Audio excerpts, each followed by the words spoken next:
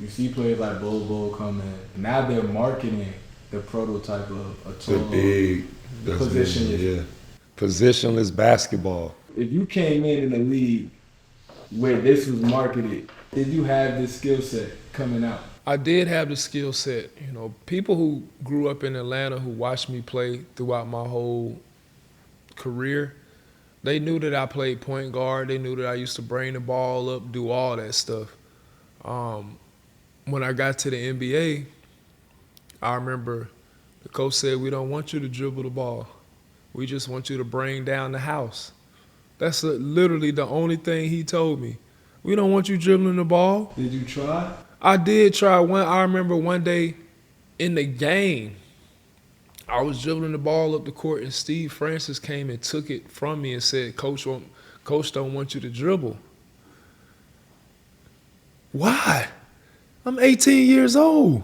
How do I supposed to get better? I remember playing against Cuttino Mobley one-on-one and stuff like that. He's like, man, bro, you got game, bro.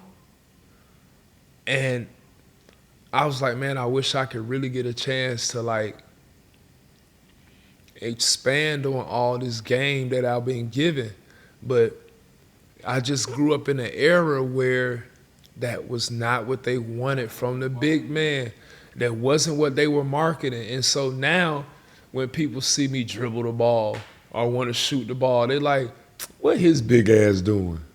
Like I said earlier, you can lose your mind thinking about all this stuff, especially as a great player, because you like, bro, I could have did this. I could have did more of that.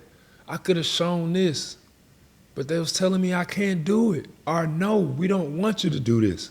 So now you living with that battle every day in your mind, like, man, did I waste years? Did I waste time? Like, what was really going on? Like, was it a scheme of why they didn't want me to do this? Is it a reason why? Did they not want to pay me?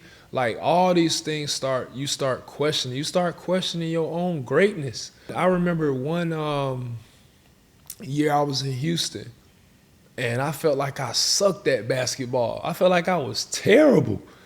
And I literally was watching YouTubes of me every day to remember what I've done on the court. I'm literally watching YouTubes of myself like, dang, I used to do that. I used to can dunk like that. I used to can move like that. I think a lot of players go through that, especially players who go from being at the top or being, you know, the star to now they got to be a role player to now everything is diminishing. And since we're so competitive in our nature, like it's our nature to compete, we're competing against our own minds, our mindset, because we know what we could do. And people say, well, oh, he's old, he can't do this. You know, you don't lose that kind of skill and talent. It always stays with you. It's just the opportunities. You know, I remember I played with some older guys. I remember playing with Stacey Ogman. And people don't know how cold Stacey Ogman was. Stacey Ogman was the Iceman. He cold. But when he was on my team, he was one of the oldest guys. So coach didn't want him to have the ball like that. He only wanted him to do a specific job. And he getting pissed off about it too. Like, hey, man, when I call for the ball, give it to me. He want it because he still want to feel like he can play. And that part right there, it'll make you so upset, and mentally you got to be so strong, you know, because you like, dang, I know I can do this. I remember there was playing in Philly a couple times where I would run the floor, and I remember back in Orlando, if I ran the floor and posted up in the middle of the paint, I would get the ball. But here I am running the floor, posted up, and the coach like, get out the way. What are you doing? Come back up. And I'm like, yeah, I'm wide open. This is what made me who I am. So all those things play in your head, and, you know, it's tough not to let your emotions show, because basketball is a sport where people can see your face. They can see everything. That it's the most intimate sport.